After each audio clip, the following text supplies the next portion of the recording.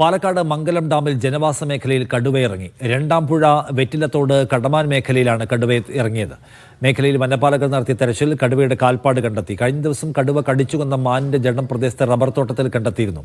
കടുവ സാന്നിധ്യം സ്ഥിരീകരിച്ച വനം വകുപ്പ് പ്രദേശത്ത് നിരീക്ഷണ ക്യാമറകൾ സ്ഥാപിക്കുമെന്ന് അറിയിച്ചു. നന്ദു വിവരങ്ങളുമായി. നന്ദു, എന്താണ് അവിടുത്തെ സാഹചര്യം?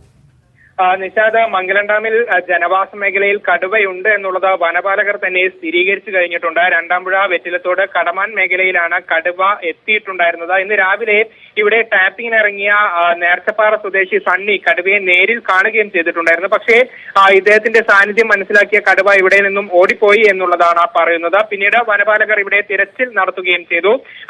ഏതായാലും കടുവയുടെ കാൽപ്പാടുകൾ പലയിടത്തും കണ്ടിട്ടുണ്ട്. അതുകൊണ്ട് തന്നെ ഇവിടെ നിരീക്ഷണം ശക്തമാക്കി അതിന്റെ ഭാഗമായി ക്യാമറകൾ സ്ഥാപിച്ചിട്ടുണ്ട്. കടുവയെ കണ്ട ഭാഗത്തും ഒപ്പം തന്നെ സമീപ പ്രദേശങ്ങളിലുമാണ് വനപാലകർ ഈ ക്യാമറ സ്ഥാപിച്ചിട്ടുള്ളത്. ഒപ്പം തന്നെ നിരീക്ഷണവും ശക്തമാക്കി. ഗോപാൽ വിവരങ്ങൾ നൽകിയത് പാലക്കാട് നിന്ന്.